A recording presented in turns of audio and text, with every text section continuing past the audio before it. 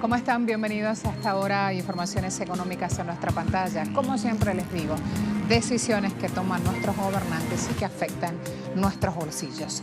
Empezamos a mirar la realidad de nuestros pueblos. En Venezuela, desde el 1 de octubre, arranca la nueva etapa del petro. Una declaración que se conoció ayer en Bolivia. El país cuenta con un sistema bancario sólido, preparado para enfrentar cualquier turbulencia que genere el sistema económico macrista en Argentina. Brasil hoy en expedientes, Brasil con este signo y Brasil con un nuevo camino por delante rumbo a las elecciones de octubre próximo.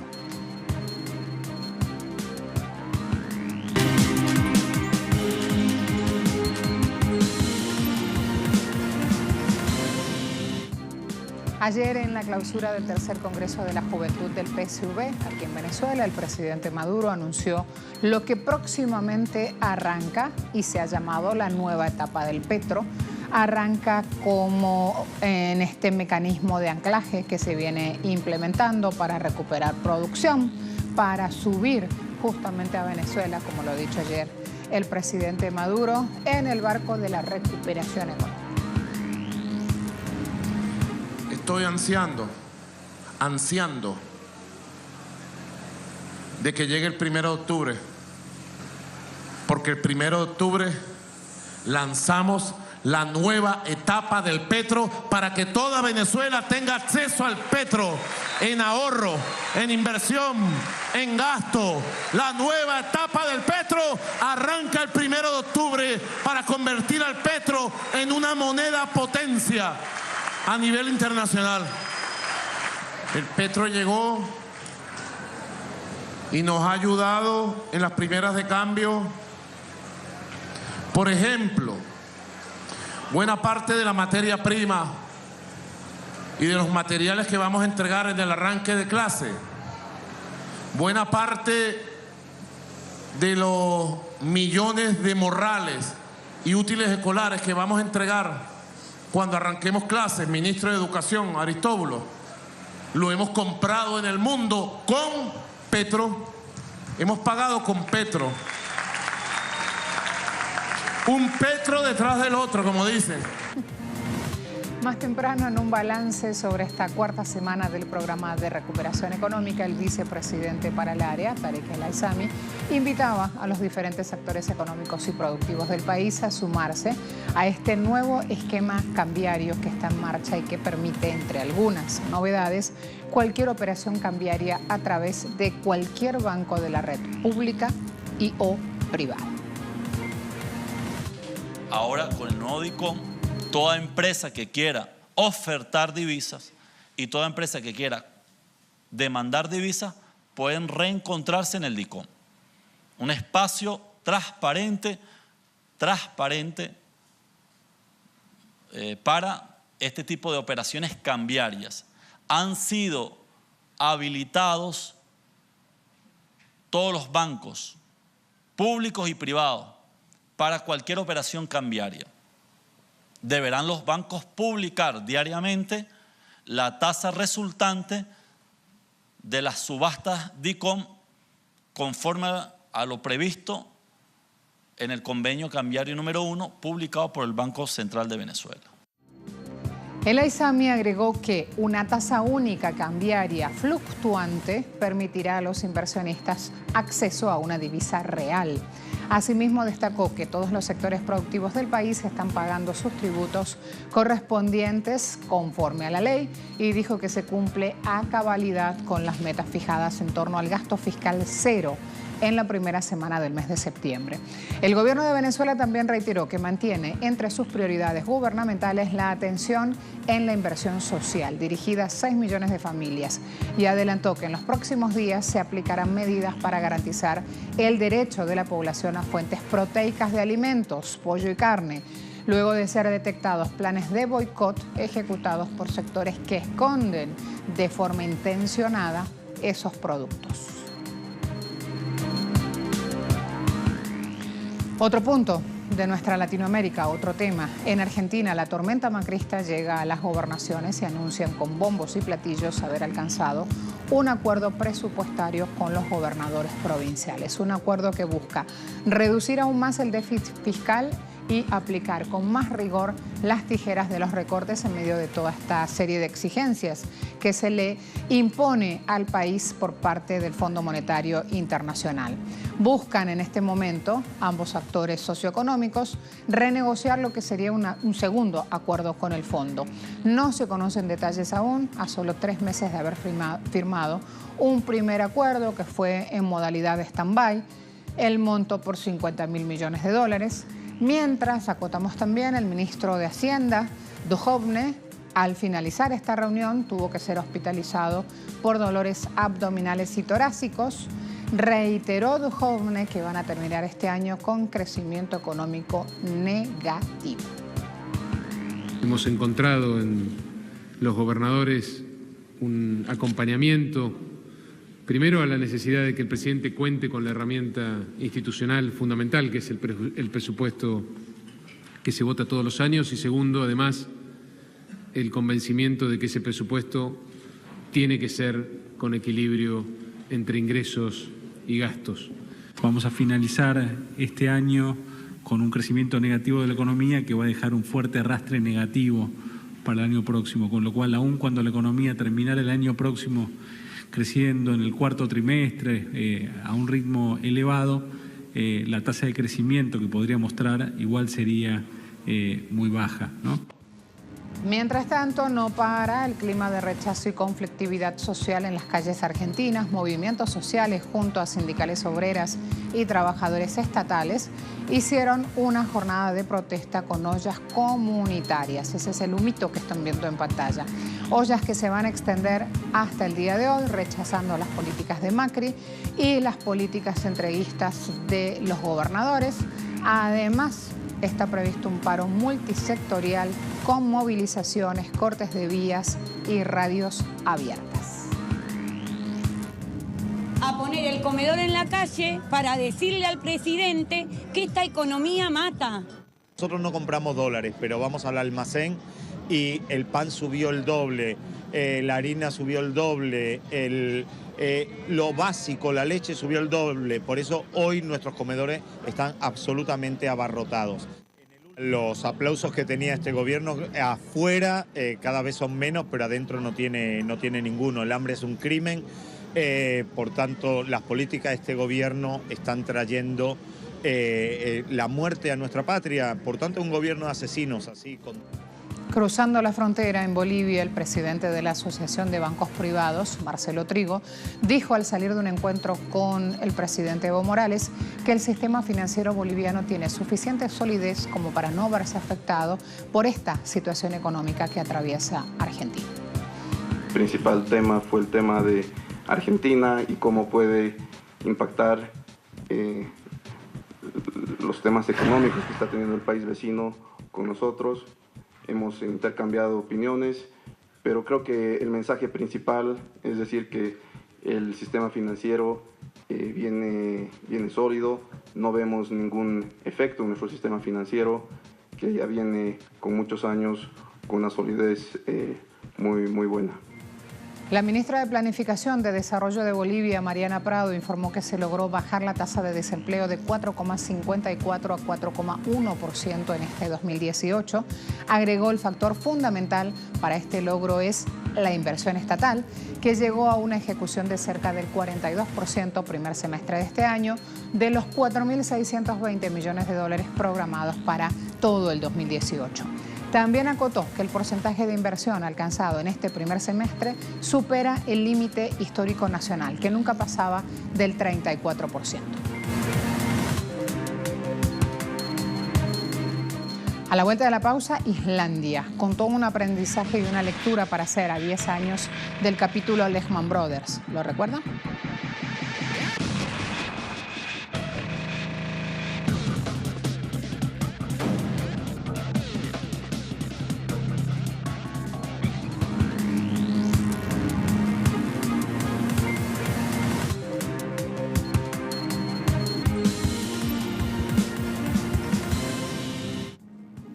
Vamos a mostrar imágenes ahora de este foro económico oriental que se da en Vladivostok. Allí están sentados los funcionarios con la meta de conservar el espíritu de la libertad económica y la libre empresa en esta región, Asia-Pacífico. El anfitrión del evento es Vladimir Putin, quien instó a sus socios a hacer frente a esta creciente tendencia global del proteccionismo, auspiciado por Washington. Líderes asiáticos coinciden con Vladimir Putin. El creciente proteccionismo devalúa y destruye los principios básicos del comercio, la competencia y el beneficio económico mutuo, convirtiéndolos en rehenes de posturas ideológicas y de situaciones políticas coyunturales. La situación internacional está experimentando cambios profundos y complicados. La política de poder y el unilateralismo y el proteccionismo están aumentando. Los 6 países del noroeste de Asia tienen 23% de la población mundial, el 19% del PIB mundial. Un noreste de Asia con la paz, la confianza mutua, la unificación y la confianza en sí misma sirve los intereses de todos y la expectativa de la comunidad internacional. También tiene una gran importancia para mantener el multilateralismo y hacer que el orden internacional sea más justo y más razonable. Bajo esa premisa, Vladimir Putin destacó al lejano oriente de Rusia como una región potencial para mejorar la estabilidad económica. Confiamos en que para lograr mayores tasas de crecimiento y permanecer como el participante clave en la economía y el comercio global, nuestra región debe preservar el espíritu de libertad económica y ser un espacio para la iniciativa empresarial sin sanciones, prohibiciones y prejuicios políticos, socios para participar en proyectos conjuntos en el lejano oriente. Actuamos sobre la base del pragmatismo y la racionalidad y el beneficio mutuo. Un punto crucial en este foro ha sido el llamado a los países a incorporar monedas nacionales en sus negociaciones comerciales. Al mundo le urge desprenderse del patrón dólar, que resta capacidad de maniobra ante los constantes ataques desde la Casa Blanca. Desarrollar el comercio internacional de las monedas nacionales está bien justo, y es justo en términos del sistema financiero mundial y su estabilidad. Vamos paso a paso en esta dirección. Existen riesgos en todas partes y deben minimizarse. Para hacerlo, necesitamos diversificar las monedas en nuestras transacciones y actividades. Por ejemplo, diversificamos nuestras reservas de oros y divisas y la deuda estatal. También se cuenta no solo en dólares, sino también en otras monedas. Todo es importante en conjunto. Creo que esto también crea estabilidad para el sistema financiero de nuestro país y para el sistema financiero global. El Banco Central ruso ha aumentado la participación del oro y el yuan chino en sus arcas en medio de los riesgos de más sanciones de Estados Unidos.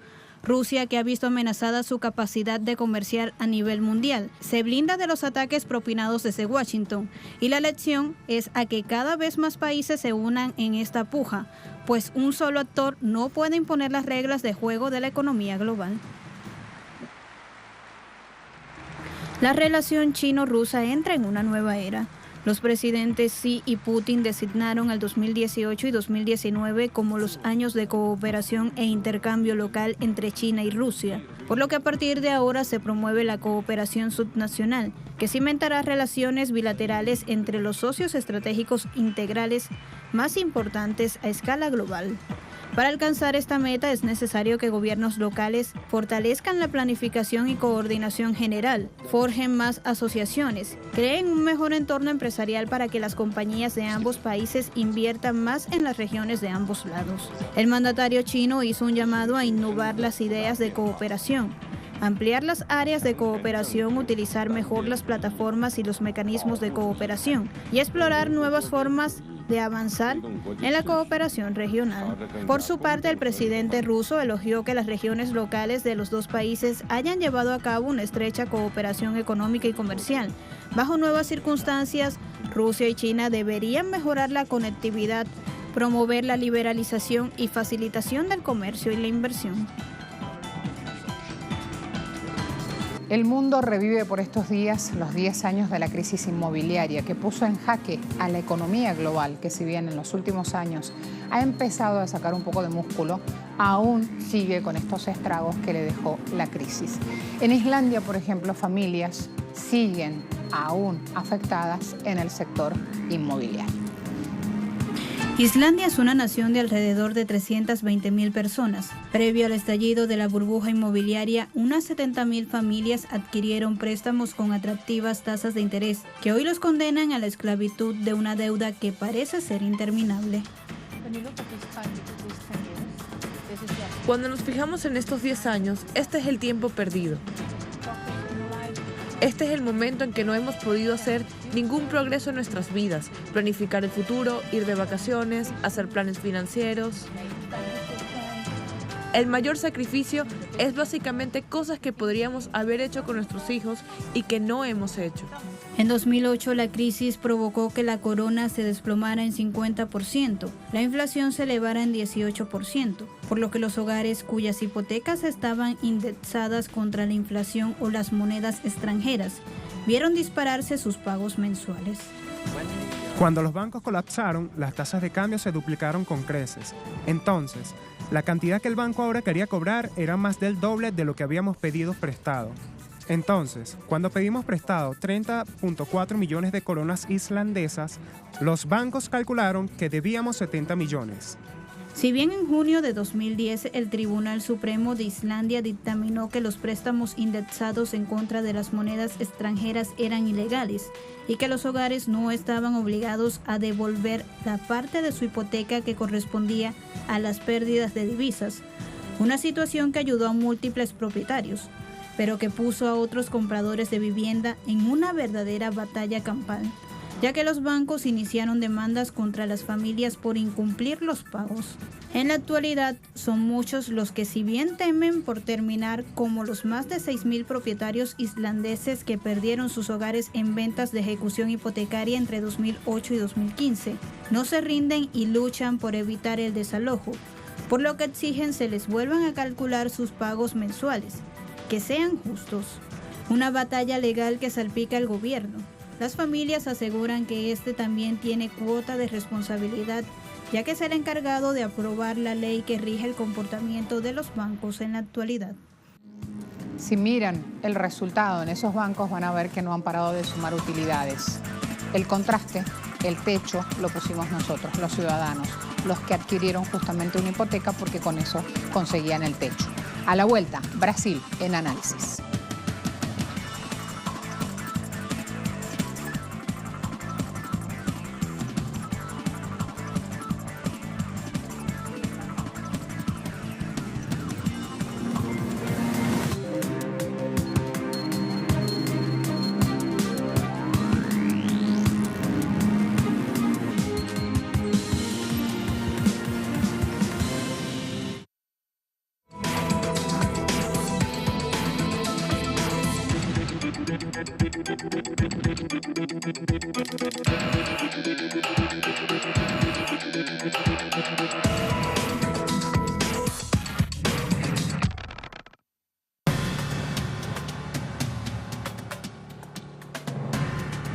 El 7 de octubre es la cita en la que se definirá el destino de un país donde la derecha neoliberal ha hecho de las suyas nuevamente y ha fracturado no solo la institucionalidad, la democracia del país, sino también la economía, lo que ha repercutido sin lugar a dudas en la calidad de vida de miles de personas. En palabras de Sergio Martín de CELAC, en las próximas elecciones Brasil no solo se juega el gobierno, se juega el Estado. La encrucijada brasileña ha puesto en tensión varios elementos a la vez, incluso sus atributos de soberanía. A las privatizaciones de los últimos años ahora se añade la cesión de acciones de Embraer a Boeing. El neoliberalismo trata de afianzarse como sea, proscribiendo, estigmatizando, interviniendo, incluso apostando a fórmulas violentas, lo que sea para sacar del camino toda perspectiva que reivindique asuntos públicos. Tras el golpe contra Dilma Rousseff, la vieja aspiración de la derecha volvió a ser punta de lanza, esta vez con Michel Temer a la cabeza. Ya no con un Estado y una economía golpeados por décadas de saqueo, sino una que experimentó un periodo de amplio crecimiento económico, estabilidad macroeconómica y unos claros avances sociales. Las reformas que implementó Temer ahora dejan un panorama desalentador en un país que maravillaba al mundo debido a los buenos resultados en la lucha contra la pobreza y la desigualdad.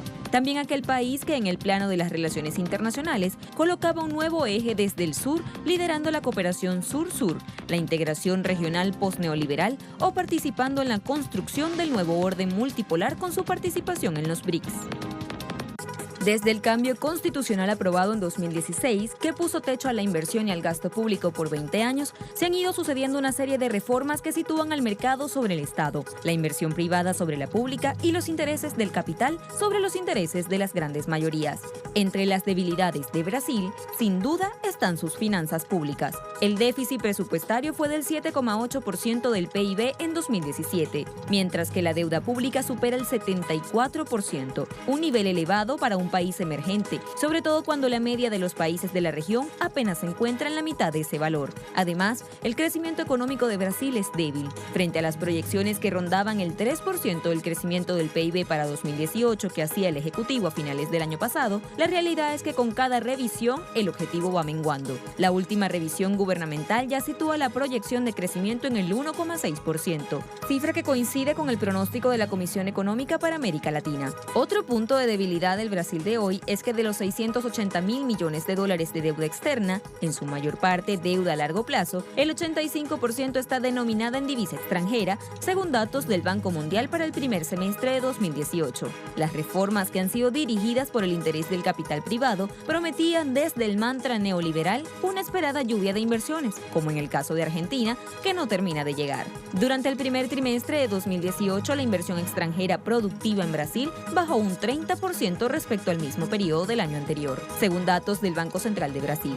En lo social tampoco hay muy buenos resultados. En 2017 la pobreza extrema aumentó en un 11,2%, lo que contrasta con los 36 millones de brasileños que salieron de ella durante los años de gobierno del Partido de los Trabajadores. Los datos de desempleo del primer trimestre de 2018 muestran un nuevo incremento, hasta el 10,5%, nivel máximo y cerca del doble del que había en el año 2014. La situación se agrava además con el megaplan privatizador, programa de alianzas de inversión, que mantiene en su mira 57 servicios públicos, de los cuales buena parte ya se han privatizado. Esas debilidades son las que llevan a que organismos como el Instituto Internacional de Finanzas crean posible que el contexto internacional toque de cerca a la economía brasileña. Según información publicada por eleconomista.es, dicho instituto en sus perspectivas semanales reconoce que en un contexto cada vez más difícil para los mercados emergentes se vigilarán de cerca posibles riesgos de contagio. Esto refiriéndose a la caída de las monedas de Argentina y Turquía frente al dólar en lo que va del año. El peso ha perdido 51%, la lira turca un 40% y el real, la moneda brasileña, un 10% en el mes de agosto, un 22% si revisamos ese número desde comienzos de año.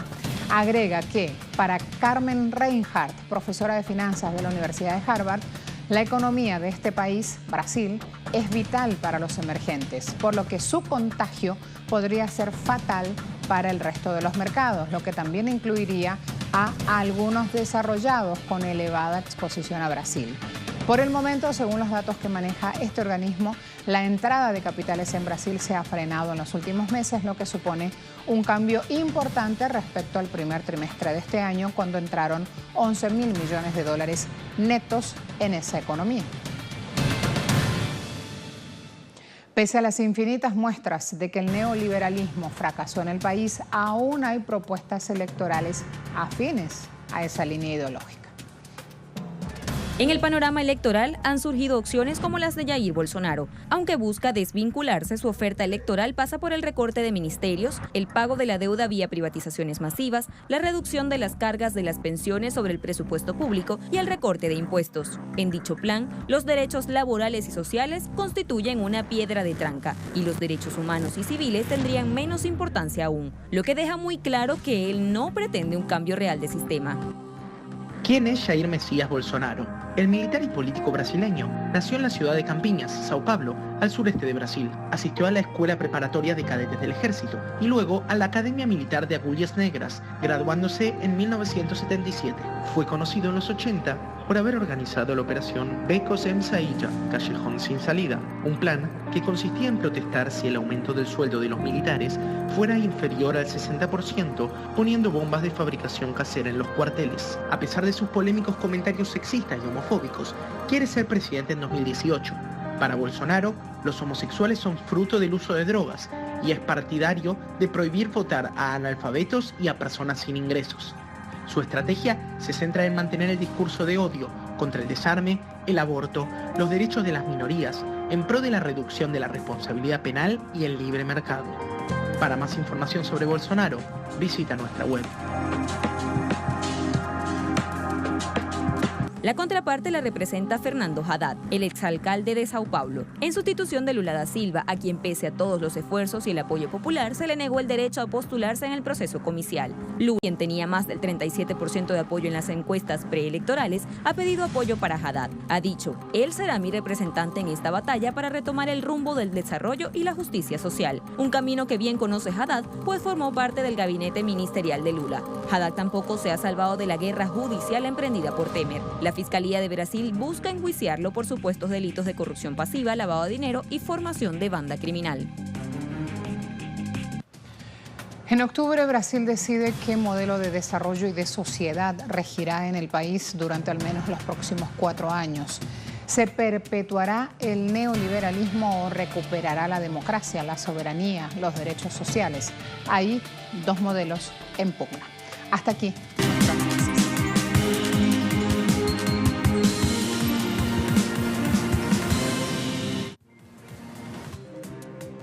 Vamos ahora, revisando temas petroleros. Agencias internacionales están reportando la subida de las bolsas europeas motivada principalmente a la solidez de los títulos petroleros y mineros. En esta jornada, el sector del crudo ganó 1,2% después de que los precios subieran por la caída de los inventarios de crudo en Estados Unidos, mientras que las acciones mineras avanzaban 1%. Parece muy poquito, pero cuando hablamos de este terreno del mercado, de la industria energética, esos punticos son determinantes. Vamos a ver, Brent anclado en $79,44 el barril, tendencia al alza dijimos, WTI $69,68 el barril, igual tendencia, OPEP 76,02, siempre en dólares, siempre el barril, ambos con tendencia al alza. A todos, muchas gracias.